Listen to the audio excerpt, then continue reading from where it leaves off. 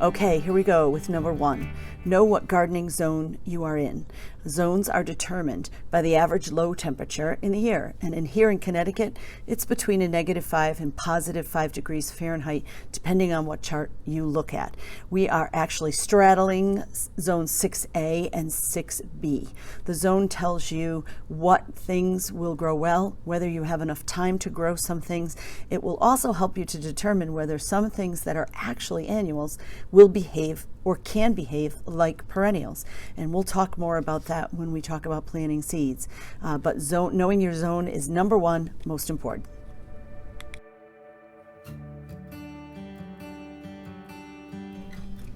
Okay, number 2 is your last frost date. Last frost date for me is May 21st. That tells me that I need to wait till about then to put tomatoes in the ground. It also tells me 8 to 10 weeks before that I can start my onion seedlings inside. Now, gardening is an art and a science, which means that these are not hard and fast rules. You can hedge your bets and take a chance on something. You can use cold frames to kind of extend the season toward the winter or out past the fall. So hard and fast rules, no, but a good thing to know so that you can make some decisions. Okay, number 3 is, what does your yard space look like?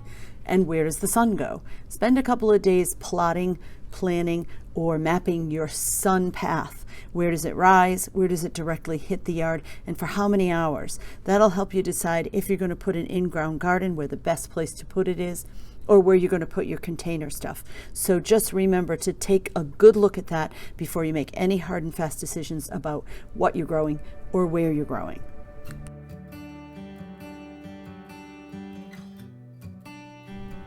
Okay, the next thing is whether you're going to be growing in containers or in the ground.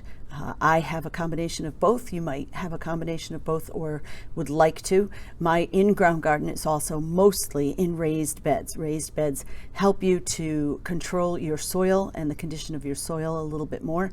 But I also have something called a root stout row that I start in the fall by just laying hay down on top of my grass. And by the time spring comes, it has broken down the grass underneath and it is ready for a crop such as potatoes that I actually don't have to dig into the ground. I can just leave on the ground covered with a good layer of hay. We'll go over all of those methods in a video coming up, but you might want to start thinking now about what you want in your particular garden.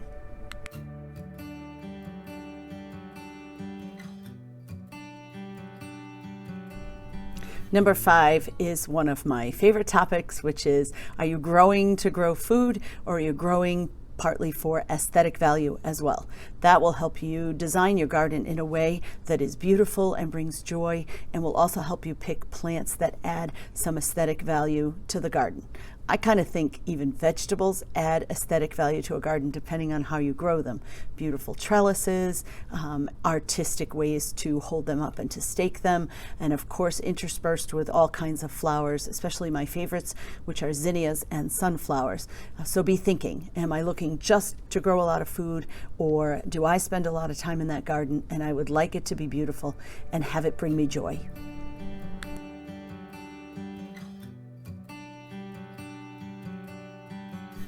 Number 6, am I growing for fresh eating or am I growing for storage?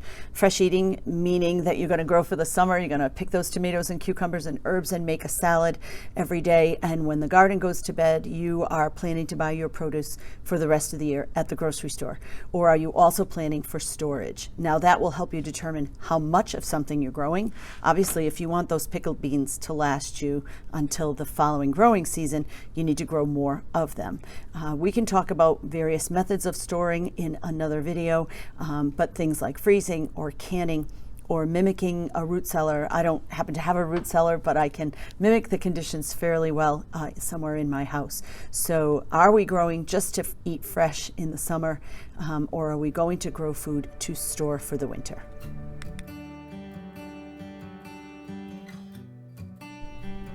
Okay, last but probably not the least important is how much time do you have available to dedicate to a garden.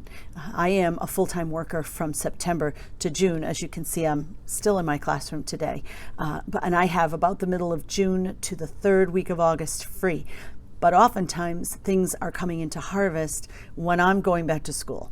So the last few years, September has been pretty busy teaching during the day and trying to do my canning and freezing at night to keep up with the amount of stuff that's coming into harvest. So you really want to think, how much time do I want to dedicate to this garden? What do I have available? And will I be able to keep up with the chores and the harvesting as need be? Okay, everyone, I hope that was helpful. If it was, hit the like button, hit the subscribe button, leave any comments or questions that you have, things that I can address in future videos, and happy gardening.